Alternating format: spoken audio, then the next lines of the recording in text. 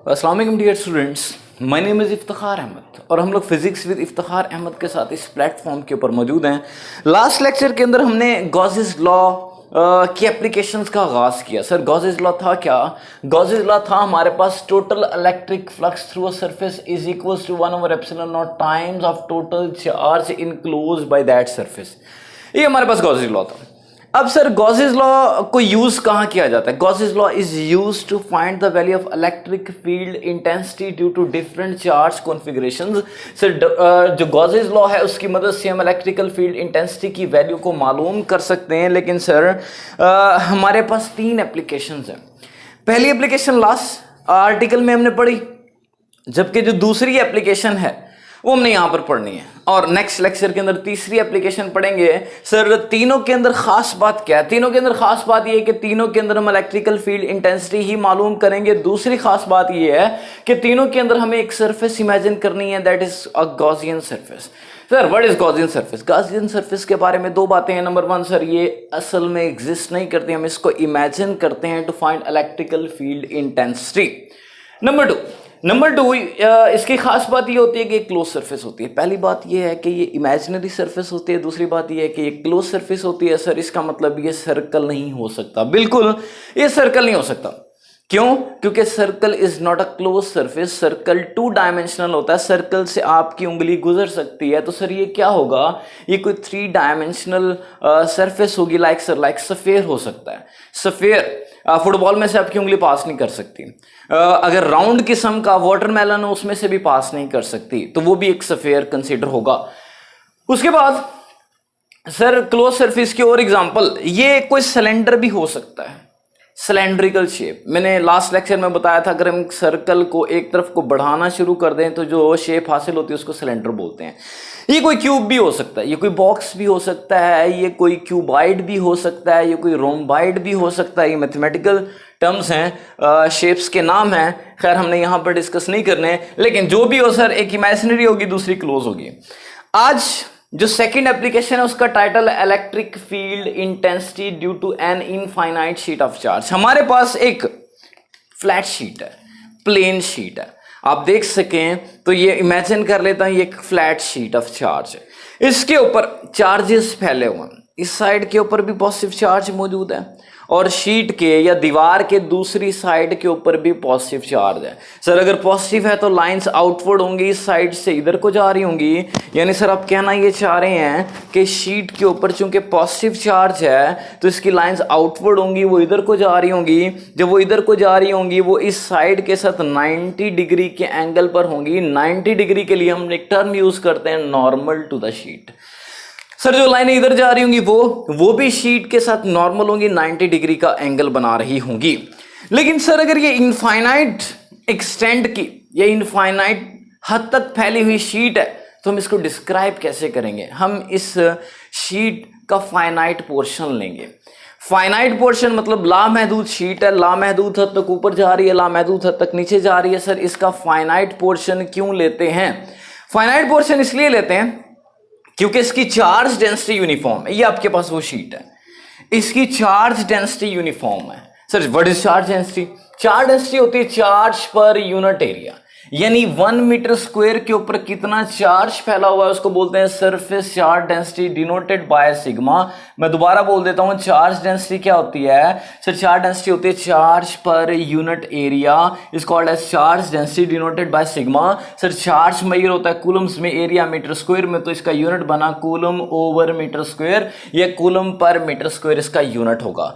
Sir charge density constant या uniform होने का मतलब क्या है? देखो सपोज दैट मेरे पास एक शीट थी, मैंने उसकी पार्टीशंस कर लिए, मैंने 1 मीटर स्क्वायर के उसके 5 हिस्से बना लिए। अब अगर मैं पहले 1 मीटर स्क्वायर के ऊपर देखूं तो +4 कूलम चार्ज है। सर अगले 1 मीटर स्क्वायर इसके ऊपर भी +4 कूलम चार्ज है, इससे अगले पर भी +4 है, उससे अगले पर भी +4 है। सर हर मीटर स्क्वायर के ऊपर अगर चार्ज एक जितना है तो हम कहते हैं चार्ज डेंसिटी यूनिफॉर्म है। तो इसलिए मैं क्या करूंगा, उसका फाइनाइट पोर्शन ले लूंगा। क्यों? क्योंकि चार्ज डेंसिटी यूनिफॉर्म है, जो बिहेवियर इस हिस्से का होगा through out the sheet behaviour same रहेगा। तो ये मैंने finite portion of the sheet जो शीट है उसको कट करके यहां पर लगा दिया। तो सर क्या करें, हमें ये जो शीट है, शीट असल में ये इस किस्म की है, ये 3 डायमेंशनल फिगर है, ये शीट है।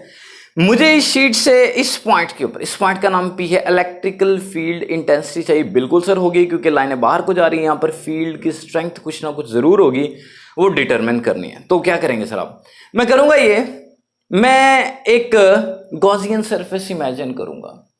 लेकिन सर जो गॉसियन सरफेस इमेजिन करूंगा वो कौन सी सरफेस इमेजिन करेंगे? मैं यहां पर जो इमेजिन करने जा रहा हूं वो सिलेंडर है। क्यूब भी हो सकता है, बॉक्स भी हो सकता है, रोम्बाइड भी हो सकता है, क्यूबाइड भी हो सकता है, सफेयर भी हो सकता है, लेकिन हम वो सरफेस इमेजिन करते हैं जिसके ऊपर कैलकुलेशन आसान हो। तो यहां पर मैं जो इमेजिन करने जा रहा हूं दैट इज अ सिलेंडर, और वो जो सिलेंडर है वो मैं इस शीट में से पास करूंगा। जब मैं उस सिलेंडर को इस शीट में से पास करूंगा, सिलेंडर का कुछ हिस्सा लेफ्ट पे होगा, सिलेंडर का कुछ हिस्सा राइट पर होगा, लेकिन सर वो पॉइंट कहां पर होगा? वो पॉइंट एटलीस्ट सिलेंडर के अंदर आ रहा होगा। यानी ये वो पॉइंट है P जिसके ऊपर E मालूम करना है। तो मैंने एक सिलेंडर लिया, सिलेंडर को शीट में से गुजार दिया, आधा हिस्सा इधर आ गया, आधा हिस्सा इधर आ गया, कुछ हिस्सा शीट के अंदर आ गया। अब सर चूंकि गॉसेस लॉ की मदद से हमने इसको सॉल्व करना है, तो गॉसेस लॉ की स्टेटमेंट क्या है? सिग्मा इज इलेक्ट्रिक फ्लक्स, ये phi E is equal to 1/ε0 times of total charge enclosed. अब मुझे एक बात बताएं, वो जो सिलेंडर है उसने कितना चार्ज इनक्लोज किया है? देखें इस पूरी शीट के ऊपर चार्ज है, पूरी शीट पे चार्ज। जब मैं सिलेंडर लेके जाऊंगा तो जिस हिस्से में से सिलेंडर गुजरेगा उसका चार्ज उस सिलेंडर ने अपने अंदर इनक्लोज कर लिया हुआ है। मैं दोबारा बोल देता हूं, अगर सर इस शीट के ऊपर चार्ज मौजूद है, जैसे ही मैं इसमें से सिलेंडर पास करूंगा, फर्स्ट करो सिलेंडर इतने रीजन से गुजर रहा है, तो इतने रीजन का चार्ज वो इनक्लोज कर लेगा। तो सर वो पता कैसे चलेगा? आपने चार्ज डेंसिटी का फॉर्मूला यूज करना है। चार्ज डेंसिटी बराबर होती है चार्ज पर यूनिट एरिया। यहां से आप चार्ज मालूम कर सकते हैं। सर कैसे? एरिया इधर जाकर मल्टीप्लाई हो जाएगा, चार्ज आ जाएगा सिग्मा इंटू एरिया, चार्ज आ जाएगा सिग्मा इंटू एरिया। इस चार्ज को अपने यहां पर लिखना है, ये जो चार्ज है सिग्मा इंटू एरिया मैं यहां पर लिख दूंगा। जब मैं यहां पर लिख दूंगा तो ये हो जाएगा 1/ε0 times of sigma into area, equation number 3। अब क्या करना है? बिल्कुल वही काम करेंगे जो हमने पहली एप्लीकेशन में किया था। पहली एप्लीकेशन में क्या किया था? फ्लक्स का जनरल गॉसेस लॉ यूज किया था। उसके बाद फ्लक्स का जनरल फार्मूला यूज करके दोनों को कंपेयर करा के ई मालूम, यहां पर भी कुछ ऐसा ही होगा। अब मैं फ्लक्स का जनरल फार्मूला यूज करूंगा। सर जनरल फार्मूला कौन सा होता है? मैक्सिमम बच्चों को पता है, E.A, ये हमारे पास जनरल फार्मूला जो कि फ्लैट सर्फेसिस के लिए अप्लाई होता है। तो मैं सिलेंडर के लिए अप्लाई करने जा रहा हूं according to the general relation of electric flux. अब मैं जनरल फार्मूले की मदद से इस सिलेंडर का इलेक्ट्रिक फ्लक्स मालूम करने जा रहा हूं। सिलेंडर की खास बात यह होती है कि उसकी 3 सरफेसेस होती हैं। ये राइट एंड फ्लैट फेस, ये जो राइट एंड फेस है जो मेरे राइट पे आ रहा है, ये राइट एंड फ्लैट फेस कहलाता है। जबकि बिल्कुल ऐसा ही फेस यहां पर होगा। बोर्ड मार्कर को मैं एग्जैक्टली सिलेंडर नहीं बोल सकता क्योंकि इसका ये फेस और ये फेस एक जैसा नहीं है, लेकिन अगर मैं इसको सिलेंडर बोलूं तो इसका मतलब ये है कि सर जैसा राइट एंड फ्लैट, ये फ्लैट है बिल्कुल सीधा, जैसा राइट एंड फ्लैट फेस होगा वैसा ही लेफ्ट एंड फ्लैट फेस होगा। सर तीसरी सरफेस कौन सी है? 1 2, तीसरी ये कर्व्ड सरफेस है। तो ये मैं यहां पर लिख देता हूं, क्योंकि इसकी 3 सरफेसेस हैं तो तीनों फ्लक्स को कंट्रीब्यूट अगर करें तो सर टोटल फ्लक्स कैसे आएगा? तीनों सरफेसेस के फ्लक्सेस का सम आ जाएगा। फ्लक्स का फॉर्मूला होता है E.A यानी EA cos theta, EA cos theta, EA cos theta. अब sir what about theta? Theta के बारे में क्या ख्याल है? ये वेरी कर सकता है, हम देख लेते हैं कैसे।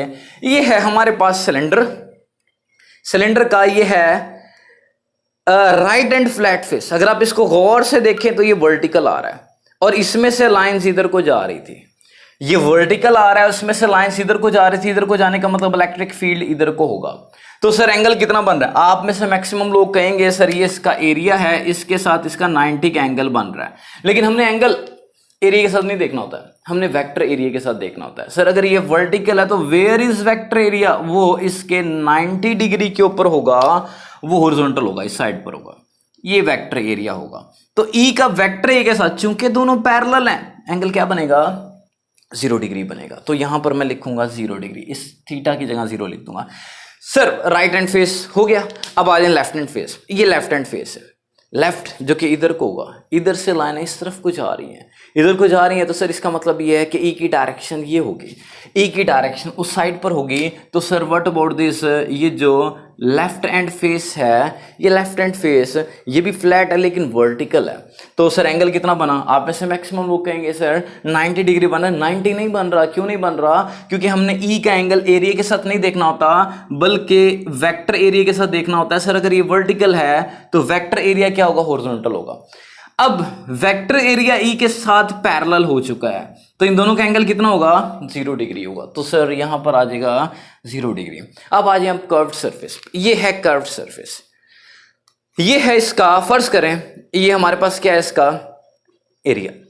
हमने क्या देखना होता है, वेक्टर एरिया। सर ये कर्व्ड सरफेस है, ये हॉरिजॉन्टल नजर आ रही है, हमें किसी भी पॉइंट पर देखें तो हमारे लिए इसका एरिया इंपॉर्टेंट नहीं है, हमारे लिए इसका वेक्टर एरिया इंपॉर्टेंट है। वेक्टर एरिया किधर को होगा, वेक्टर एरिया इसका 90 डिग्री के ऊपर अपवर्ड या डाउनवर्ड ड्रॉ कर लें, ये इसका वेक्टर एरिया होगा।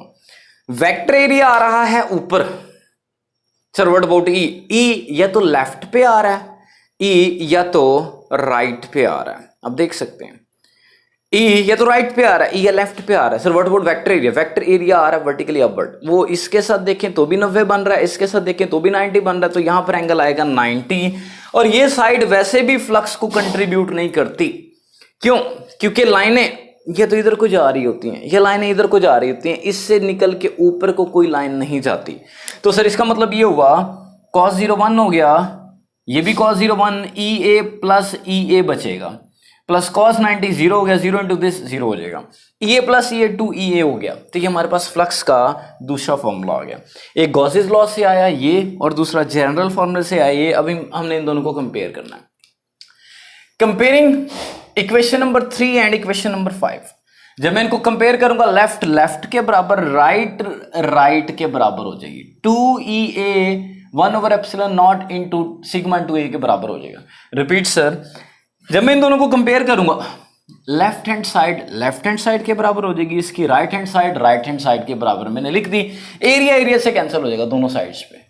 तो सर हमें चाहिए क्या, हमें इलेक्ट्रिकल फील्ड इंटेंसिटी मालूम करनी है। 2 मल्टीप्लाई और उस साइड पर जाकर डिवाइड हो जाएगा, ई की मैग्नीट्यूड आ जाएगी सिग्मा ओवर 2ε0। अगर सर हम इसको, चूंकि ई एक वेक्टर क्वांटिटी है, अगर हम वेक्टर की फॉर्म में लिखना चाहें तो हमें यूनिट वेक्टर का सहारा लेना पड़ेगा। सर अगर यूनिट वेक्टर का सहारा लेना है तो हमारे पास ई के ऊपर भी वेक्टर का साइन आ जाएगा और यहाँ पर साथ यूनिट वेक्टर आ जाएगा। ये यूनिट वेक्टर सर किस तरफ को होगा, ये यूनिट वेक्टर ई की डायरेक्शन को शो कर रहा होगा, और ई की डायरेक्शन आपको पता है वो शीट के नॉर्मल थी, क्योंकि लाइनें या तो इधर को जा रही थी, फिर भी शीट से 90 डिग्री का एंगल बना रही थी। सर इधर को जा रही थी तो भी शीट से 90 डिग्री का एंगल बना रही थी। तो इसका मतलब ये है कि जो आर है वो ई की डायरेक्शन को शो करेगा, और ई की डायरेक्शन क्या होगी, शीट के परपेंडिकुलर लेकिन अवे। सर अवे क्यों, क्योंकि पॉजिटिव है, लाइनें अवे जाएंगी। सर अगर नेगेटिव हो तो यहां पर माइनस लिख देंगे, इसके ऊपर वेक्टर का साइन। सर माइनस क्या शो कर रहा है, प्लस क्या शो कर रहा था, प्लस सर ये शो कर रहा था लाइनें अवे जा रही हैं। माइनस क्या शो करेगा, डायरेक्शन इनवर्स को शो करेगा कि लाइनें इनवर्ड जा रही हैं। अच्छा, अब यहां पर एक छोटी सी बात है, वो हम लोग देख लेते हैं। वो ये है कि नॉर्मली ऐसा होता है कि हमारे पास ये एक चार्ज है, सपोज दैट ये एक पॉजिटिव चार्ज है, और इसके करीब 2 पॉइंट्स, एक पॉइंट आप ए ले लें, एक पॉइंट आप बी ले लें। जब हम यहां पर इलेक्ट्रिक फील्ड को देखते हैं तो वो होता है 1/4 πε0 Q/r का square, electric field of a point charge. हम ये होता है, और हम कहते हैं कि सर चूंकि ये पॉइंट जो ए है ये चार्ज से कम फासले पर है, फील्ड यहां पर स्ट्रांग होगा, और हम कहते हैं ये जो पॉइंट बी है चार्ज से ज्यादा फासले पर है, फील्ड यहां पर कम होगा। लेकिन यहां पर ऐसा कुछ नहीं है। यहां पर अगर हम रिलेशन को देखें, इसमें ई का जो रिलेशन आ रहा है उसमें कहीं डिस्टेंस का जिक्र नहीं है। सर इसका मतलब ये है कि जो इनफाइनाइट शीट ऑफ चार्ज की वजह से इलेक्ट्रिक फील्ड प्रोड्यूस होता है, it is independent of distance. बड़ी अजीब बात है, ये डिस्टेंस पे डिपेंड नहीं करता। सर क्यों नहीं करता, ये मैं आपसे डिस्कस कर लेता हूं शॉर्ट फॉर्म में। इसको लाजमी देखिएगा। ये आपके पास है इनफाइनाइट शीट ऑफ चार्ज का फाइनाइट पोर्शन, ये फाइनाइट पोर्शन है। तो स्टूडेंट्स होता ही है, मैं ये बताना चाह रहा हूं कि एक पॉइंट चार्ज हो तो उसका फील्ड डिस्टेंस पे डिपेंड करता है। डिस्टेंस ज्यादा हो तो फील्ड वीक हो जाता है, डिस्टेंस कम फील्ड स्ट्रांग हो जाता है। लेकिन सर अगर शीट ऑफ चार्जेस हो तो फील्ड डिस्टेंस पे डिपेंड नहीं करता, क्यों? इसके लिए मैं वही दो पॉइंट्स अज्यूम कर लेता हूं। ये पॉइंट ए है और यहां पर पॉइंट बी है। अब अगर मैं इस पॉइंट के अकॉर्डिंग देखूं, इसके बिल्कुल सामने, इसके व्यू के अंदर जो चार्जेस आ रहे होंगे वो कम आ रहे होंगे। यानी सर इसके बिल्कुल सामने जो चार्जेस का पोर्शन आ रहा होगा वो बिल्कुल कम होगा। वो कम होगा तो उसके फील्ड की, उसका फील्ड यहां तक जब पहुंचेगा तो उसकी खास वैल्यू आ जाएगी। लेकिन अगर हम यहां इसके लिहाज से देखें तो इसके सामने या इसके व्यू में ज्यादा चार्जेस आ रहे होंगे तो सर डिस्टेंस की वजह से फील्ड वीक होने की कोशिश जरूर करेगा।